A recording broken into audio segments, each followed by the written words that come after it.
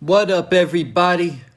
At the beginning of Racing Kanan Season 1, Unique was the biggest drug dealer in Southside Jamaica, Queens.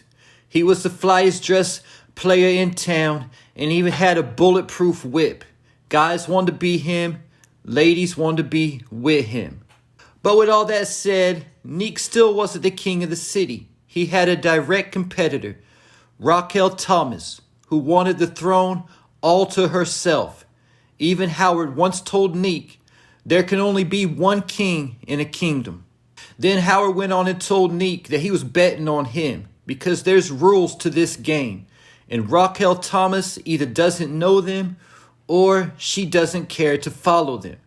And it didn't take long to see Rock violate the rules of the game. First, we saw her have a kid killed, one of Kanan's best friends, D-Wiz, to take the target off of Kanan's back for $120. Then Rock got the drop on Unique's next shipment and snitched him out to Detective Howard. But it was at the end of Season 1 when Rock won the chess match with Unique, as she used her own son as a pawn in the game to shoot Detective Howard while framing Unique. By doing this, she was clearing the board, killing Detective Howard as she protects her secrets, and putting Unique in prison for life for killing a cop. But it didn't work out as planned. Howard survived and Unique had an alibi and was released from prison a little over 3 months later. But by this time, Rock controlled the whole board and what remained of Neek's crew was just getting scraps. And right as Unique was getting released, Rock met with Warrell and brought in him and Unique's crew to work with her, leaving Unique with nothing when he got out. Even his name was spoiled in the streets, and nobody wanted to do business with him. Then Unique's girl saw Rock at the bodega, where Rock was stashing all her money. This caused Unique to rob the bodega and hold Juliana hostage. However, Unique gave Rock her money back and said he just wanted peace and for her to guarantee his family's safety. The problem is, Juliana took this personal, and now she wants Unique dead.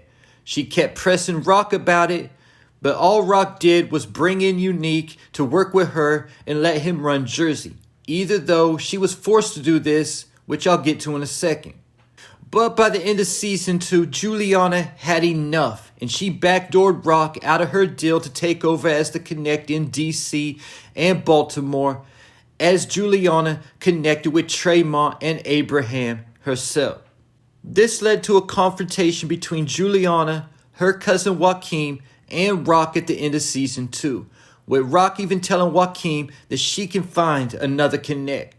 But now that Juliana has inserted herself into the game and has her cousin's ear, best believe she has her eyes on taking out Unique next.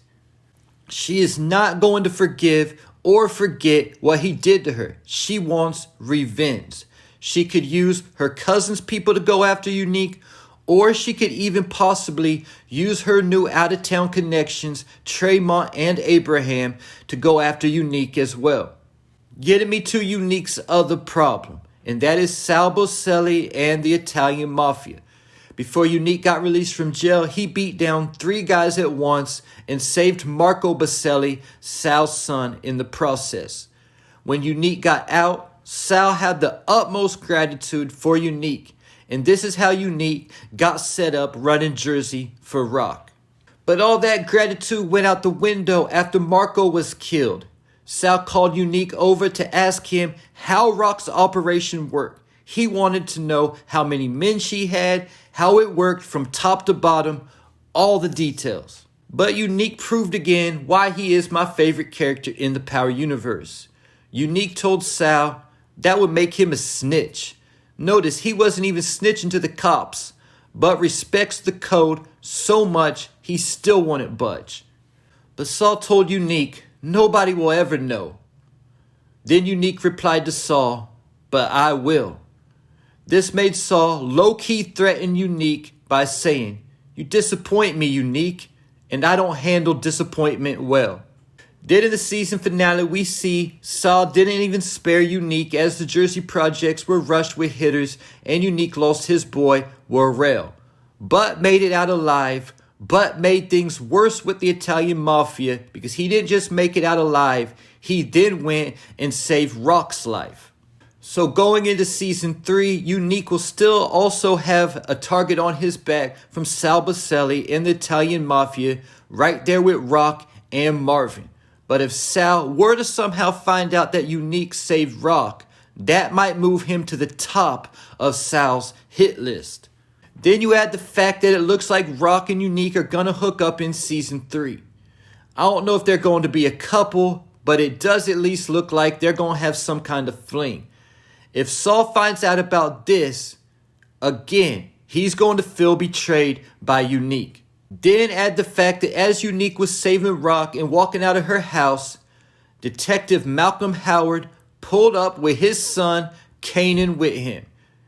If Unique were to even begin to figure out that Kanan is Howard's son, he would be in more danger from Rock than from Sal and Juliana combined. So just because we see these two hooking up, don't think that the chess match between the two sides is over. I wouldn't doubt that one of the two or both of them is only using this relationship to get close to the enemy. Keep in mind that if Unique discovers Rock and Howard's relationship, he might discover that Rock was involved in setting his brother up to go to prison. This could possibly even be how Ronnie gets released. Getting me to the last thing I got that Unique has to be worried about going into season 3, and that is his own brother getting released from prison. How and why exactly is Ronnie getting released? And what will his motive be when he gets out of prison? Keep in mind that the season 3 trailer shows Ronnie stepping to Kanan and asking him if he works for Unique. What is the chances Ronnie gets released because he agrees to be a snitch?